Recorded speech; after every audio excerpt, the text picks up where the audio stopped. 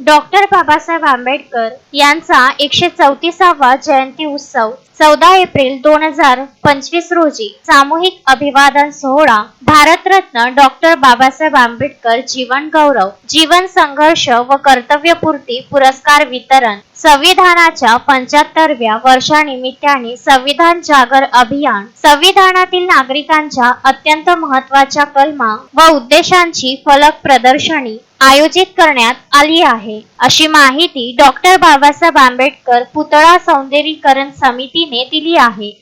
सर्व माझे मित्र पत्रकार बांधव, दरवर्षीप्रमाणे आज सुद्धा आपण आमच्या जयंतीला मान देऊन उपस्थित झाला त्याबद्दल समितीच्या वतीने आभार मानतो. आमच्या समितीचे सहकारी माझे मित्र प्राध्यापक जगदीश गोरकर सर यांनी आपणास आमच्या सर्व सहकार्यांचा परिचय करून दिला. दरवर्षीप्रमाणे यावर्षी सुद्धा महामानव डॉक्टर बाबासाहेब आंबेडकर यांची 134वी जयंती देशातच नव्हे तर जगात साजरी होत असते आणि होणार आहे. हे आपण सोशल मीडियावर, टीव्हीवर आणि वर्तमानपत्रातून बघत आहोत. त्याच अनुषंगाने गेल्या 15 वर्षापासून डॉक्टर बाबासाहेब आंबेडकर पुतळा सौंदर्यीकरण समितीच्या वतीने आम्ही 14 एप्रिल हा उत्साहाने साजरा करत असतो.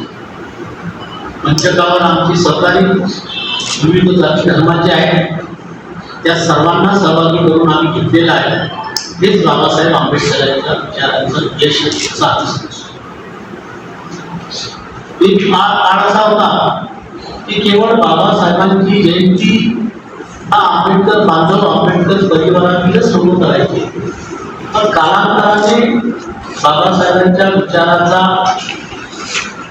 विजय म्हणा, यश म्हणा आणि तो विचार प्रसार करण्यामध्ये आंबेडकरी परिवारातील सर्व ज्येष्ठ नेते, मान्यवर, पदाधिकारी आणि युवक मंडळी यांना यश आलं. आणि म्हणूनच आज सर्व जाती धर्मामध्ये बाबासाहेब आंबेडकरांची जयंती साजरी केल्या जाते हे अगदी खरं आहे. म्हणजे त्याच्या मागचे गमतीचा भाग म्हणजे जसं दूरदर्शन म्हणा की टीव्हीला TRP वाढवण्यासाठी त्यांचा जो एक प्रयत्न असतो, तसं बाबासाहेब आंबेडकरांची जयंती साजरी केल्यावरच आपल्याला TRP मिळेल, जनतेमधून, लोकांमधून ही एक भावना त्या मागे दिसून.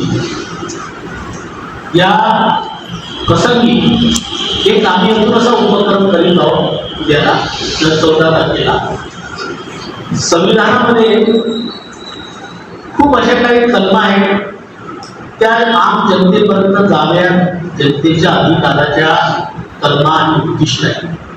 ते सोप्या भाषेत जनतेला, विद्यार्थ्यांना कळावं. संपूर्ण संविधान वाचणं सोपंही नाही आणि वाचलं ते एवढं लक्षात राहत नाही. ती भाषा प्रशासकीय भाषा आणि म्हणून आम्ही सोप्या भाषेत ते महत्वाचे करतो. अशोकभाई जोशी, विदर्भ न्यूज, अमरावती.